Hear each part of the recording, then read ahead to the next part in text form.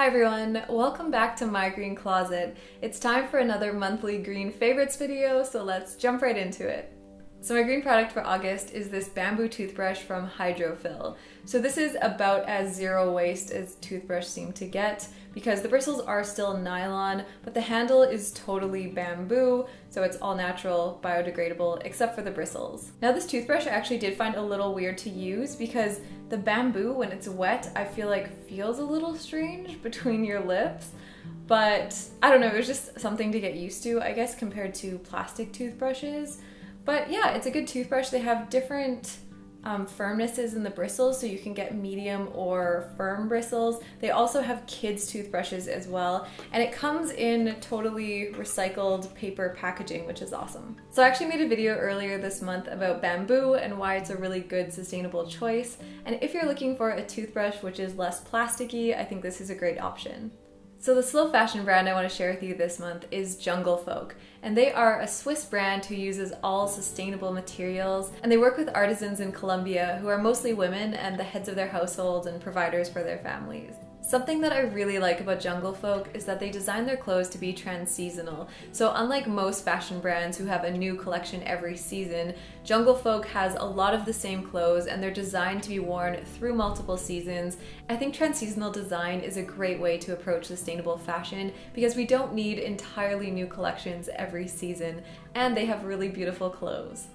Next, instead of a book or documentary, I have a podcast for you this month, and it's called Wardrobe Crisis. It's by Claire Press. I highly recommend listening to the episode with Guest Capona actor. She worked as a child in a garment factory in Bangladesh, and she now fights for workers' rights.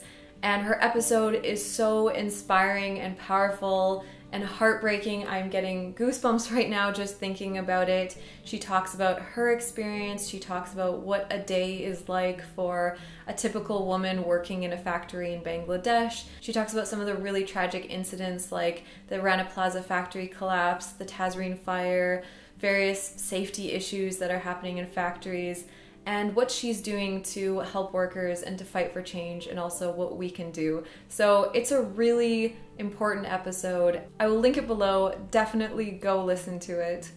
Next, the new thing I learned this month is actually from one of the other episodes of Wardrobe Crisis. It's an interview with Laura Wells, who is a marine biologist and model, and she is really trying to spread awareness about plastics in the oceans. And something she said, which really surprised me, is that 4 out of 5 breaths you take, the oxygen came from the ocean. And this was really surprising for me because when I think about oxygen, I think about trees, but actually so much of our oxygen comes from the ocean. And I looked more into this fact to try to fact check it, this 4 out of 5 breaths.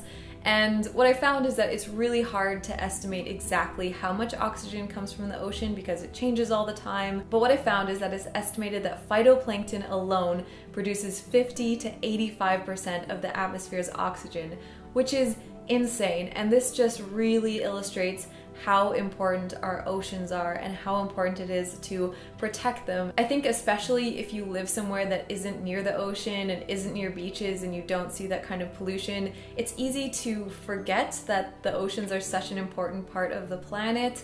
I always thought about them in terms of, you know, we need the biodiversity and we need the animals, but it's also really important for everything on Earth, for us, for all life on Earth relies on the ocean, so we really need to be protecting them. And finally, the blog I want to share with you is Ethical Unicorn, and it's written by Francesca Willow. It's a wonderful resource. She has tons of great posts about different sustainable and ethical topics, and I really recommend checking it out. So I hope you enjoyed this month's My 5. As always, I'd love to hear your thoughts on any of these things in the comments, and I really, really recommend right after this, go listen to that podcast episode. It is so important. Thank you for watching, and thank you so much to those of you supporting me on Patreon, and I'll see you in the next one.